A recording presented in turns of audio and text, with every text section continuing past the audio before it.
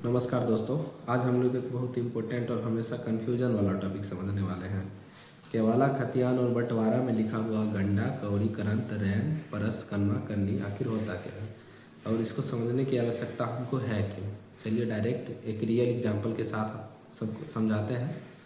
ये जो केवाला देख रहे हैं, जिसमें विक्रेता बाबू राम खेलावन तिवारी, बल्द बाबू बटेश्वर तिवारी उर्फ वट्टू तिवारी है। इसमें देखिएगा कि इस केवाला में तमामी मवाजी यानी कि इस केवाला का कुल एराजी जो है वो कट्ठा धूर बीघा में नहीं लिख करके गंडा, कौड़ी, करंत, रैन, परस, कनवा, कन्नी में लिखा हुआ है। इसलिए हमको कन्फ्यूजन ये होता है कि मान लीजिए कि अगर इस विक्रेता के पास, जैसे इसमें दो मौजा लिखा हुआ है, एक मौजा है जगदीशपुर सकरदासा उर्फ इंद्रवारा और मौजा किशनपुर यूसुफ, दोनों का परगना सरैसा है। इस मौजे में इसका जितना भी हिस्सा है उस हिस्सा में से इतना गंडा, कौड़ी, करंत, रैन, परस, कनवा, कन्नी वो इस केवाला के जो क्रेता है उसको दे रहे हैं। ठीक है, तो मान लीजिए कि इसमें बीघा कट्ठा दूर नहीं लिखा हुआ है। अगर इस मालिक का टोटल अगर 50 बीघा ज़मीन है या 50 डिसमिल ज़मीन है तो उसमें से ये जो 6 गंडा, 3 कौड़ी, 1 करंत, 17 रैन, 4 परस था, 9 4 कनवा, 9 कन्नी है, इसके हिसाब से कितना डिसमिल होगा, इसी को हम लोग को फाइंड करना है। इसको चलिए समझते हैं एकदम इजी वे में। इसको समझने के लिए पहले आपको ये चीज़ याद रखना पड़ेगा। ये एक मानक है, मानक टेबल है ये, इसको याद रखना पड़ेगा ताकि आप यूनिट आराम से कन्वर्ट कर सकें। कन्वर्ट करने का इजी बहुत प्रोसेस है। इसको समझने के लिए देखिए, जैसे ये जो 6 गंडा, 3 कौड़ी, 1 करंत, 17 रैन, 4 2 प्लस 4 कनवा, 9 कन्नी है। इस 6 गंडा को छोड़ दीजिए, इस 6 गंडा को छोड़ दीजिए, बाकी का जो यूनिट है ये गंडा से छोटा यूनिट है। तो इस सब को चेंज करके हमको गंडा मिलाना है। गंडा मिलाने के लिए हमको क्या करना होगा, ये जो पहले 9 कन्नी है, 9 कन्नी है, ये जो 9 कन्नी है इसको कनवा मिलाएंगे, कनवा को फिर परस मिलाएंगे, इसको फिर रैन मिलाएंगे, इसको फिर करंत मिलाएंगे, इसको फिर कौड़ी मिलाएंगे और कौड़ी मिलाने के बाद इसको फिर हम जोड़ देंगे तो गंडा में आ जाएगा।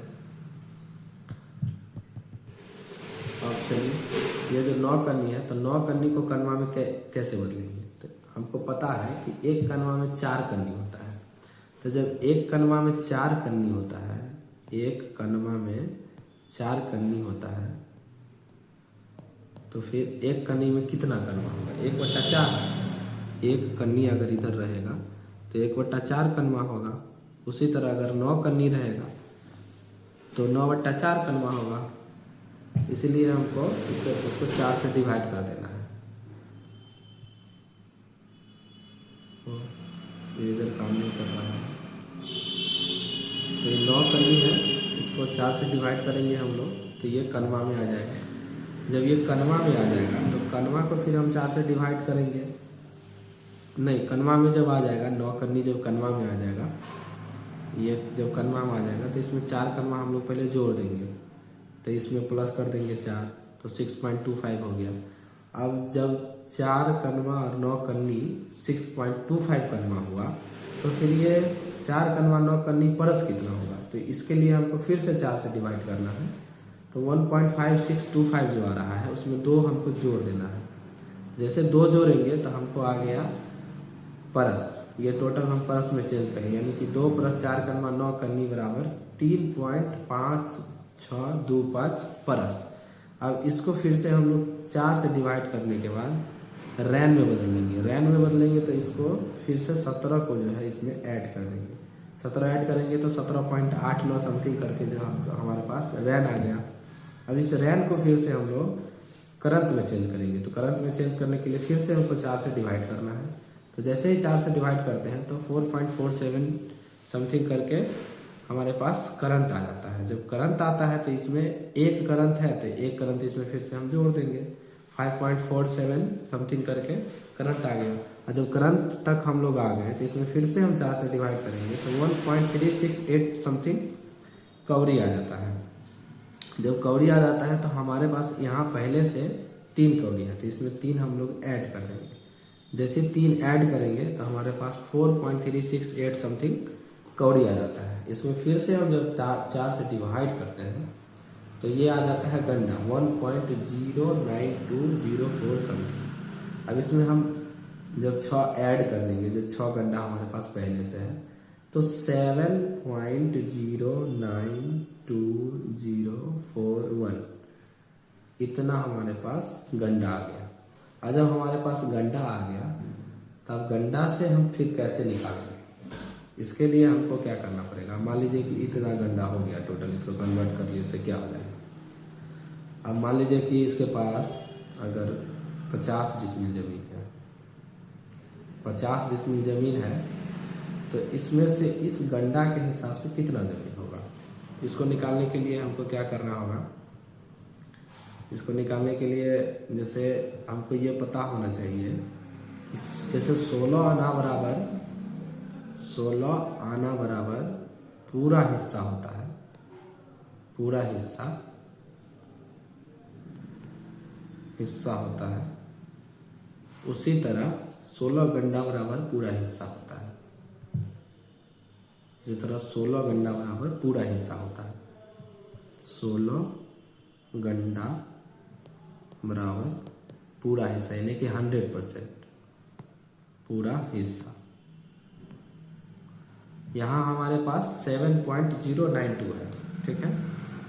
अब मान लीजिए कि 50 डिसमिल ज़मीन है, उसके पास 50 डिसमिल ज़मीन है, तो 50 डिसमिल में से इतना गंडा कितना होगा, यानी कि 16 गंडा बराबर 50 डिसमिल। ये जो पूरा हिस्सा है, ये पूरा हिस्सा 50 डिसमिल है, पूरा हिस्सा 50 डिसमिल है। जब पूरा हिस्सा 16 गंडा यानी कि पूरा हिस्सा 50 डिसमिल है, तो एक गंडा कितना होगा, ये तो आराम से हम निकाल ही सकते हैं। 50/16, 50 जब 16 करेंगे तो हमारे पास आ जाएगा 50/16 जब करेंगे तो 3.125 एक गंडा में। अब एक गंडा में हमको जब पता हो गया कि 3.125 डिसमिल होगा, तो इसको मल्टीप्लाई कर देंगे 7.0920 जो भी है उससे मल्टीप्लाई कर देंगे, हमारे पास रिजल्ट आ गया 22.16 डिसमिल। इसी तरह आसानी से हम उसका निकाल सकते हैं। अब देखिए इसमें एक खतियान है, ये जो पेपर है हमारे पास, ये पेपर, इसमें वो जो बटेश्वर तिवारी है, जो इस दस्तावेज में विक्रेता है, बटेश्वर तिवारी, ये जो बटेश्वर तिवारी है इसका विक्रेता है, उसका ये जो बटेश्वर तिवारी यहाँ लिखा हुआ है, बटेश्वर तिवारी, आप ध्यान से पढ़िएगा तो समझ में आएगा।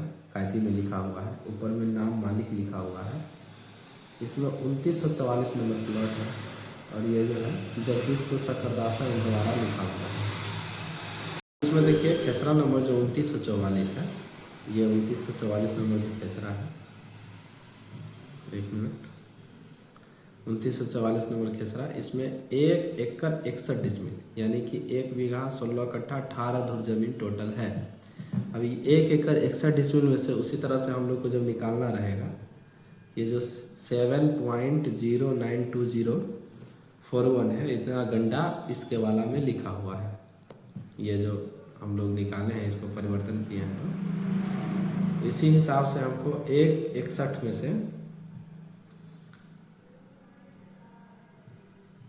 1/61 को पहले 16 से डिवाइड कर देंगे, और उसके बाद मल्टीप्लाई कर देंगे 71.36 डिसमिल आ जाएगा।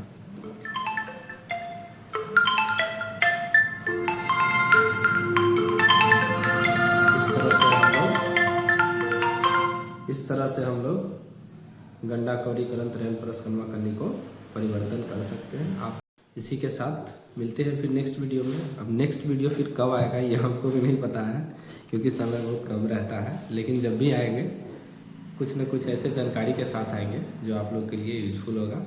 धन्यवाद इसके लिए, मिलते हैं फिर।